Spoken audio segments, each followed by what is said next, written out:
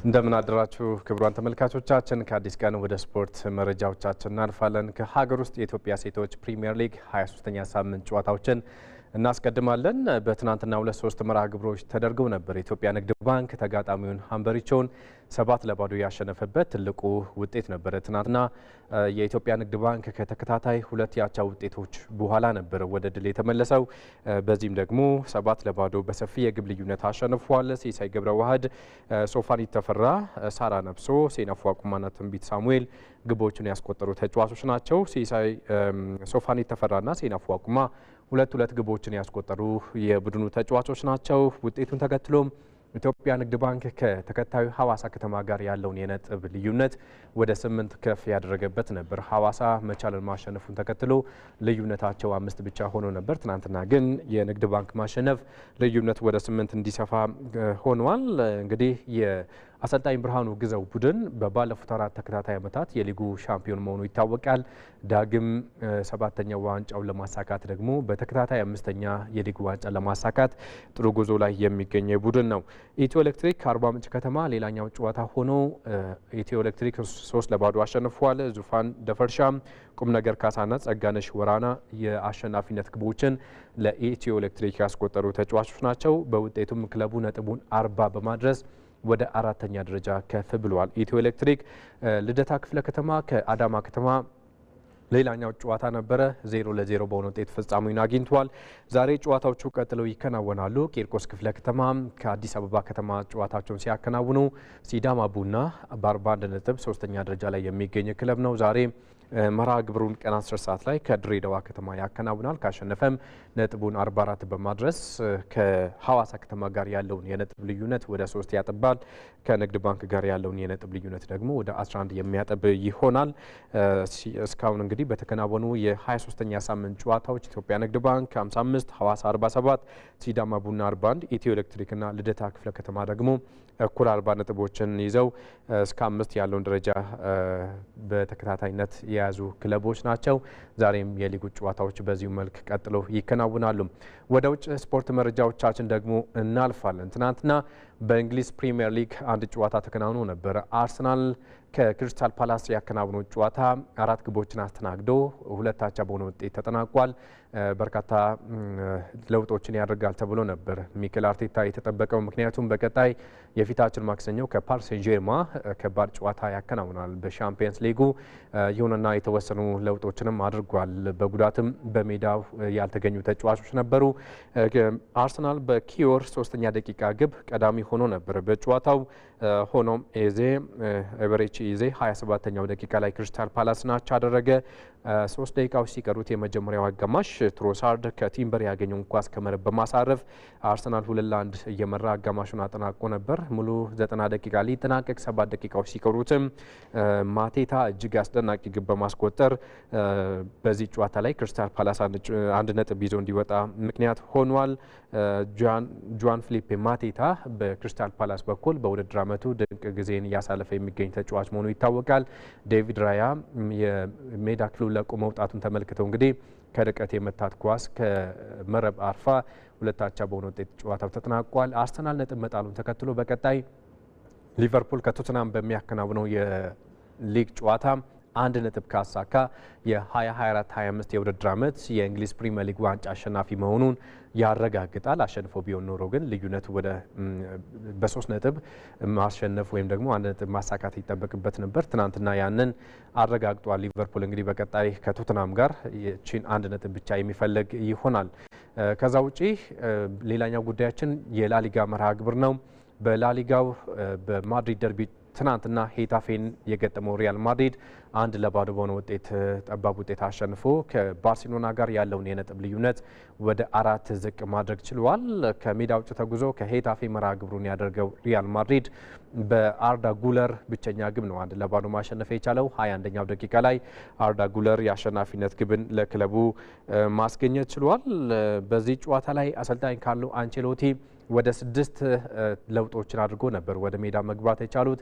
ክሊያን ምባፔ በጉዳት ምክንያት እንዳልተሰለፈ ይታወቃል። ከዛ ውጪ ጁድ ቤሊንጋም፣ ሮድሪጎ እንዲሁም ደግሞ ሩዲገር የመሳሰሉ ተጫዋቾች ተጠባባቂ ነበሩ።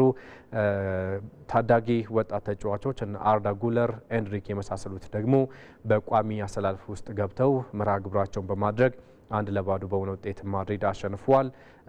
በዚህ ጨዋታ ላይ ኤንሪክም ሌላ ተጨማሪ ኳስ ከመረብ ለማዋሃድ ተቃርቦ ነገር ግን ሳይጠቀምበት የቀረ ተጫዋች ነው። በአጠቃላይ ሪያል ማድሪድ በ72 ነጥብ በሁለተኛ ደረጃነቱ ቀጥሏል። ከባርሴሎና ጋር ያለው የነጥብ ልዩነትም ወደ 4 ዝቅ ያለበት ነው። ሌላኛው ጨዋታ አትሌቲክ ክለብ ከላስ ፓልማስ ያከናወኑ ጨዋታ ነው። በላሊጋው አትሌቲክ ክለብ በቀጣይ የውድድር ዓመት የአውሮፓ ሻምፒዮንስ ሊግ ተሳትፎን ለማግኘት እየተቃረበ የሚገኝ ክለብ ነው። ትናንትና በሜዳው ሳን ማሜስ 1-0 በሆነ ውጤት ላስ ፓልማስን አሸንፏል።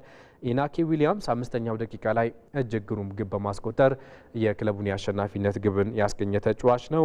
ውጤቱን ተከትሎም አትሌቲክ ቢልባኦ በቀጣይ የውድድር ዓመት የአውሮፓ መድረክ ተሳትፎን የሻምፒየንስ ሊጉ ለማግኘት እጅጉኑ ተቃርቧል። ክለቡ 60 ነጥብ ይዞ 4ኛ ደረጃ ላይ ይገኛል። 5ኛ ደረጃ ላይ ከሚገኘው ቪያሪያል የነጥብ ልዩነቱ 8 ነው።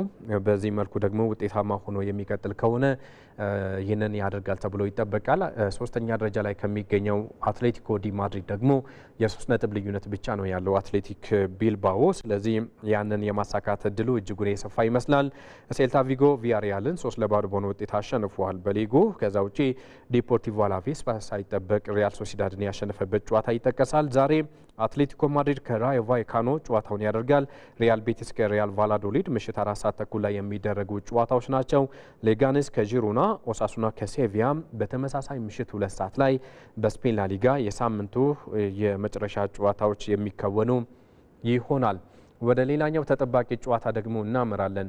በደርቢ ዴላ ማዶኒና ኮፓ ኢታሊያ ወይም የጣሊያን ዋንጫ የግማሽ ፍጻሜ መልስ ጨዋታ ትናንት በኢንተር ሚላንና ኤሲ ሚላን መካከል ተከናውኖ ነበር። ኤሲ ሚላን ዳግም ለአምስተኛ ጊዜ ተገናኝተው ለአራተኛ ጊዜ አሸንፏል። በዚህ የውድድር ዓመት ሁለቱ የደርቢ ክለቦች በተገናኙበት ጨዋታ 3-0 መርታት ችሏል። ኤሲ ሚላን በጁሴፔ ሚያዛ በተከናወነው ጨዋታ በድምር ውጤት 4-1 በመርታትም የኮፓ ኢታሊያ የፍጻሜ ተፋላሚ መሆኑን አረጋግጧል። የኮንሲሳኦ ቡድን እንደሚታወቀው የመጀመሪያ ዙር ጨዋታ አንዳቻ በሆነ ውጤት ነበር በሳንሴሮ የተጠናቀቀው።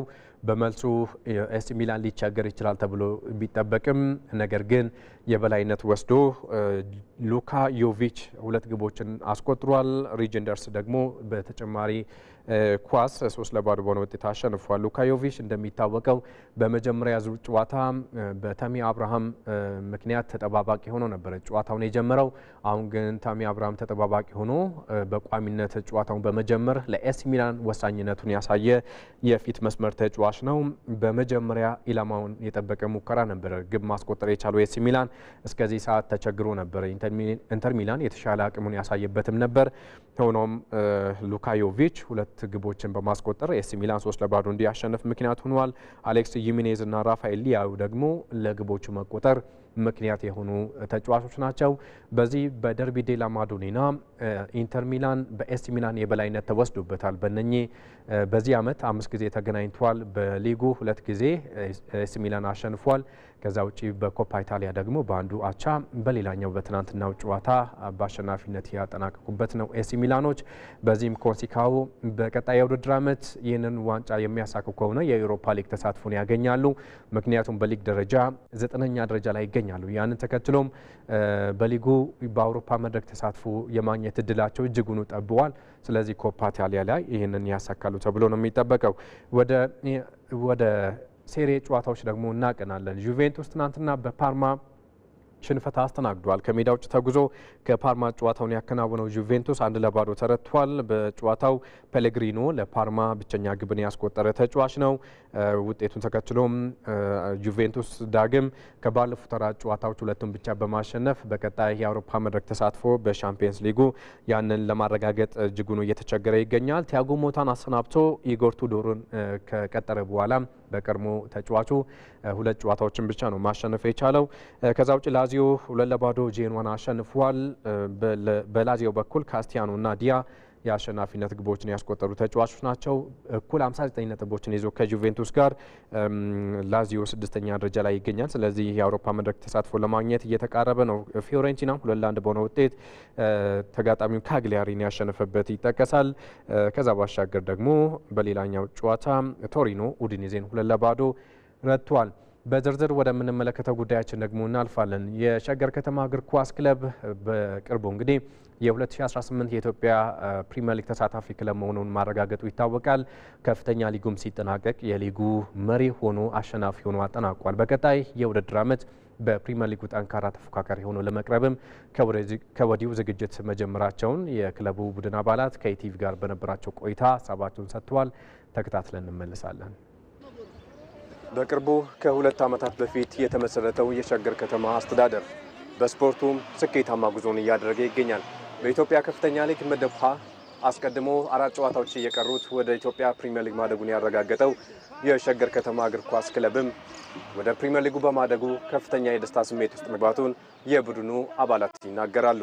ከዚህ በፊት 2 ክለቦችን አሳድጌ ያለውና ያለው ስሜት በጣም ደስ የሚል ስሜት ነው ያለውና እዚህ ጋር ደግሞ ያው የመጀመሪያቸው የሆኑ ልጆች አሉ ምናምን እና እነሱ ጋርም ያለው ፊሊንግ በጣም ከፍተኛ ደስታ ነው ያለው።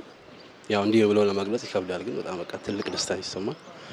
ያው ደግሞ ለፍተና ጥረታችን ነው እየደረስን ከፈጣሪ ጋር ብዙ የምንፈልገው ነገር አሳክተናል ማለት ነው። እውነት ለመናገር በጣም ነው ደስ ያለን። ተሰምቶን የማይታወቅ አዲስ ደስታ ስለሆነ ለመጀመሪያም ስለሆነ በጣም ደስ ብሎናል። የለፈነውን ኃይል ስላገኘን በጣም ደስ ብሎናል። ሆኖም ግን ገና ብዙ የሚጠበቁብን ነገሮች አሉ። ከባድም ነበረ። ያው መጨረሻ ላይ ሰክሰስ ስትሆን ከችግሮች ከብዙ ፈተናዎች ውጤታማ ስትሆን በጣም ደስተኛ ነው የምትሆን። ቡድኑ በቂ ስራ በመስራቱ የልፋቱን አግኝቷል ሲሉ አባላቱ ይናገራሉ። ትኩረት አድርገን ከመጀመሪያም ከዝግጅት ጀምሮ ትኩረት አድርገን ስለሰራን ያ ነገር ጠቅሞ የተሻለ ከነበሩት ቲሞች የተሻለ ነጥብ ይዘን እንድንጨርስ አድርጎናል። ቀድመን 4 ጨዋታ ሲቀረን ማረጋገጥ ብንችልም እዛ ደረጃ ለመድረስ ቀላል አልነበረም። ብዙ ፈተናዎች ነበሩብን። ጠንክረን ሰርተን ያን ውጤት ልናመጣ ይቻላል። ያው ጥሩ ዝግጅት ስላደረግንና ጠንካራ ስብስብ ስለሰበሰብን ነው ጥሩ ውጤት እንድናመጣ ቀድመን ያረጋገጥነው። በዛ ምክንያት ነው ብዬ ነው። ጠንክረህ ከሰራ 6ም 7ም እየቀረ ማታረጋግጥበት ምክንያት የለም። ለእያንዳንዷን ጌም ፎከስድ እኛ ሁሌም በሃይ ኮንሰንትሬሽን 3 ነጥብ ይዘን መውጣት አለብን የሚል ከልጆች ጋር እንነጋገራለን። ሜዳ ሲገቡ ደግሞ ያንን ነገር ያደርጉት ስለነበረ ይሄን ውጤት በጊዜ ጨርሰናል። እንደውም 6-5 ጨዋታ እየቀራ ማድረግ እንችል ነበር ማለት ይችላሉ። ለሸገር ከተማ እግር ኳስ ክለብ በቂ ድጋፍና ክትትል እንደሚደረግለትም ይገልጻሉ። ጥሩ ይደግፉናል። ከኛ ከጎናችን ናቸው። በማንኛውም ሰዓት ከጎናችን ናቸው። ጥሩ ነገር ያደርጉልናል። እያንዳንዱን ጨዋታ እየመጡ ይከታተላሉ። አስፈላጊ በሆነ ሰዓት ደግሞ ኖርማሊም ዝም ብለው መጥተው ቼክ ያደርጉናል፣ ያናግሩናል። ያው ጥሩ ነገር ነው። ሁሌም ሰዎቹ ከጎናችን ነው ያሉት። ጥሩ ነገር ነው የተደረገልን ያለው። እነሱም ከጎናችን ነው ያሉት። በቀጣይ የውድድር ዓመት በኢትዮጵያ ፕሪሚየር ሊግ ተሳታፊ የሆነው ክለቡ ጠንካራ ተፎካካሪ ሆኖ ለመቅረብም ከወዲሁ ዝግጅት መጀመሩን አባላቱ ለኢቲቪ አስተያየታቸውን ሰጥተዋል። ያው እንግዲህ ቀጣይ ዓመት የመጀመሪያ እንደመሆኑ የተሻለ ተፎካካሪ ቲም ለመስራት አስበናል። እንግዲህ ከተሻለም ደግሞ ሻምፒዮን እስከመሆንም እናስባለን። ለማደግም ስለሆነ እያንዳንዳቸው ህልም አላቸው። በራሳቸው የግል ጥረትም ይዘጋጃሉ ብዬ አስባለሁ። እንደ ህብረትም ደግሞ አንድ ላይ የተዘጋጀን ነው። አገሯን ወክሎ አፍሪካ ላይ በሚደረጉ ሻምፒዮንሺፖች ላይም እስከሚሳተፍ ድረስ ነው ከአመራሩ ቁርጠኝነት ያለው። ኮቾቹም የዚሁ አይነት ተስፋ ነው ያላቸው። ጥሩ ተፎካካሪ ይሆናል ብዬ አስባለሁ። ውሌ 2017 እንትን ላይ ነው የሚያልቀው። በቃል ደረጃ አውረናቸው ነገሮች አሉ። ከወዲሁ የሚያስፈልጉ ተጫዋቾችን እንዲመርጥ ተደርጓል። ቁጭ ብዬ አሁን ፕሪሚየር ሊግን እያየሁ ነው ያለው። ስለዚህ ጠንካራ ሸገር ሲቲ ነው የምታዩት። አመራሩ እየሰራ ነው ያለው።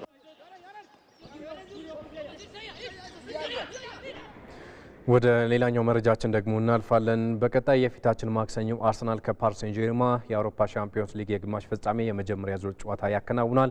በዚህ ጨዋታ ላይ ሜሪኖን ጨምሮ ዋይት ላይኖሩ እንደሚችሉ አሰልጣኝ ሚኬል አርቴታ አሳውቋል። ትናንትና ከክሪስታል ፓላስ ጋር በነበራቸው ጨዋታ ሁለቱ ተጫዋቾች እንዳልነበሩ ይታወቃል፣ ቤን ዋይትና ሚኬል ሜሪኖ። ስለዚህ በቀጣይ የፊታችን ማክሰኞ በሚደረገው ጨዋታ ሁለቱ ተጫዋቾች እንደሚታዩና የመሰለፋቸው ጉዳይ እንደሚታወቅ ነው አሰልጣኝ ሚኬል አርቴታ ማሳወቅ የቻለው። ሜሪኖ በሻምፒየንስ ሊጉ ሪያል ማድሪድን አሸንፈው ለግማሽ ፍጻሜ ሲደርሱ አንድ ግብ አስቆጥሮ ሁለት ግብ የሆኑ ኳሶችን አመቻችቶ ማቀበሉ ይታወቃል። ለአርሰናል በአሁኑ ሰዓት እጅግ ስኬታማ እና ውጤታማ ተጫዋች መሆኑ ይታወቃል። የፊት መስመሩ በተቸገረበት ጊዜ ሁነኛ ሆኖ የተገኘ ተጫዋች ነው በሊግም በሻምፒየንስ ሊጉም። ስለዚህ የሱ መኖር ፓሪስ ሴን ጀርመን ለማሸነፍ ወይም ውጤት ይዞ ለመውጣት ያግዛል ተብሎ ነው የሚጠበቀው። ነገር ግን በኢፕስዊች ታውን ጨዋታ 4-0 ባሸነፉበት መርሃ ግብር ጉዳት አስተናግደዋል። በቀጣይ ቀናቶች ይታያሉ። የመሰለፋቸው ጉዳይ ግን አጠራጣሪ መሆኑን አሰልጣኙ ሚኬል አርቴታን ጨምሮ መረጃዎች እያመላከቱ ይገኛሉ። ይህንን ሀሳቡን ሰጥቷል ሚኬል አርቴታ። ከዛ ውጪ ሌላኛው ጉዳያችን የሚሆነው በመጨረሻ የማንቸስተር ሲቲ ደጋፊዎች ናቸው። የማንቸስተር ሲቲ ደጋፊዎች ከትኬት ሽያጭ ጋር ተያይዞ ቅሬታ እንዳላቸው ይታወቃል። ዳግም ተቃውሞ ሊያሰሙ እንደሆነም ተሰምቷል። ግንቦት 2 በሚከወነው ከወልቭስ ጋር በሚያደርጉት ጨዋታ ላይ እነኚህ የክለቡ ደጋፊዎች ለተጨማሪ ጊዜ ተቃውሞ ሊያሰሙ እንደሆነ ነው የተሰማው። እንደሚታወቀው ክለቡ ከዚህ ቀደም ከ6 ዓመት በፊት ሲያቀርብ የነበረው የትኬት ሽያጭ አሁን ቀስ በቀስ እየጨመረ መምጣቱ ነው የተነገረው። ከዛ ባሻገር ደግሞ ማንቸስተር ሲቲ ባለፉት ዓመታት የትኬቱን ሽያጭ ከመጨመሩን ባሻገር ወደ 9000 የመቀመጫ ወንበር ማዘጋጀቱም ተጨማሪ ማስፋፊያ ማድረጉም ይታወቃል። እንደዛም ሆኖ ግን አሁን ለደጋፊዎች የሚቀርበው የትኬት ሽያጭ ዝቅተኛ መሆኑን ከዛ ባሻገር ደግሞ ለተወሰኑ በድርጅት መልክ ለሚቀርቡ ሰዎች ለባለ ሀብቶች ብቻ ቀድሞ እየተሸጡም እንደሆነ ነው የተገለጸው። ከዛ ውጪ ከፍተኛ ዋጋም እየቀረበ እንደሆነ ነው። ከ58 ጀምሮ እስከ 88 ፓውንድ የሚያወጣ ትኬት ሽያጭ እየተሸጠ ይገኛል። በክለቡ በኩል ፔፕ ጋርዲዮላም ከክለቡ ደጋፊዎች ጎን እንደሚቆሙና ሁኔታውን እንደሚረዱ ጭምር ማንሳታቸው ይታወቃል። አስቶን ቪላ ካሸነፉ በኋላ በቀጣይ ከወልቭስ ጋር በሚደረገው ጨዋታ እነኚህ ደጋፊዎች ይህንን ተቃውሞ ሊያሰሙ ቀነቀጠሮ መያዛቸውም ጭምር መረጃዎች እያመላከቱ ይገኛሉ። አሁን ለክለቡ ደጋፊዎች የሚቀርበው የትኬት ብዛት ከ6 ዓመት በፊት ከነበረው እጅጉን ያነሰ እንደሆነም ጭምር ይህንን ተቃውሞ እየመራ የሚገኘው የክለቡ ደጋፊዎች አመራር ሀሳቡን እያነሳም ይገኛል። ከወልቭስ በሚደረገው ጨዋታ ይህንን ነገር ይተገብራሉ ተብሎ ይጠበቃል። ክቡራን ተመልካቾች ከአዲስ ቀን የነበሩን የስፖርት መረጃዎቻችን በዚሁ አበቁ። መልካም ቀን ይሁንላችሁ።